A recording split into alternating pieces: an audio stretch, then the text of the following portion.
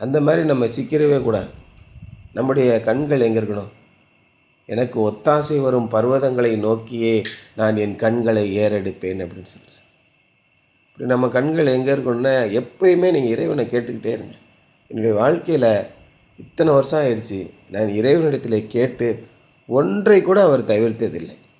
இதுதான் ரொம்ப முக்கியமாக நீங்கள் பாருங்கள்.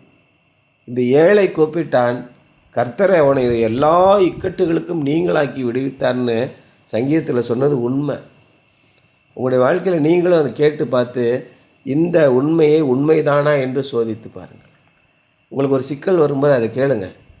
உள்ளபடியே கடவுள் பதில் சொல்கிறாரா இல்லையா, இல்லை இந்த ஆள் ரீல் விட்டுக்கிட்டு இருக்கானா, அதை நீங்கள் கேளுங்க, கேட்டு பாருங்கள். அப்பொழுதுதான் தெரியும். அதான் ஆண்டவர் என்ன சொல்கிறாரு, கர்த்தர் நல்லவர் என்பதை நீங்கள் தயவுசெய்து ருசித்து பாருங்கள், டேஸ்ட் பண்ணி பாருங்கள். அப்பொழுதுதான் உங்களுக்கு உண்மை புரியும்.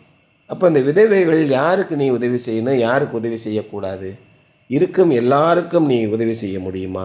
A widow the church help should not be self-indulgent person seeking pleasure, but a godly woman who hopes in God and has a ministry of intercession and prayer. இறைவனிடத்திலே விண்ணப்பமும் வேண்டுதலும் செய்து உண்மையானவளாக சபையின் ஐக்கியத்திற்கு உறுதுணையாக இருக்கிறவளுக்கு நீ உதவி செய். For an example of a godly widow. அப்போ தெய்வீக தன்மைகளை தரித்து கொள்கிறவர்களாயும், இப்போ நம்ம படித்தோம்ல, கடைசி காலத்திலே மனிதர்கள் எப்படி இருப்பார்கள், தேவபக்தியின் வேஷத்தை தரித்து கொண்டு அதன் பலனை மறுதளிக்கிறவர்களாயும் இருக்கிறார்கள். ஊருக்கெல்லாம் பாஸ்டரு, நம்ம என்ன பண்ணிக்கிட்டு இருக்கோம், இங்கே விக்கிரக ஆராதனை அப்படியே செய்கிறோம். அப்போ இறைவனுக்கு பயப்படும் பயம் உங்கள் மனசில் இல்லவே இல்லையா? அப்போ நீங்கள் போதனை செய்கிறதெல்லாம் பொய் தானே.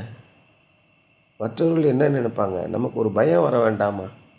இறைவனை இப்படி துச்சமாக நினைக்கிறீங்களே, எவ்வளோ மோசமான காரியங்கள். இறைவனுக்கு பிடிக்காத ரெண்டு விஷயந்தான், விக்கிரக ஆராதனையும் வேசித்தனமும் விபச்சாரமும். ஆண்டவர் பிடிக்கவே பிடிக்காது. அவரை விட்டு உங்களை பின்வாங்கி செல்லக்கூடிய இந்த ரெண்டு விஷயந்தான். எவ்வளோ பெரிய ஞானமுள்ளவன் சாலமோன் ராஜா.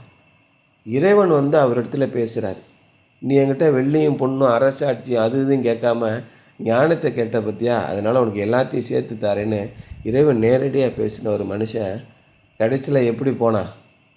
விக்கிரக ஆராதனையினாலும் வேசித்தனத்தினாலும் ஒன்றுமே இல்லாமல் நாசமாக போனான். எவ்வளோ கேவலமான ஒரு இடத்துக்கு போயிட்டான் பாருங்க.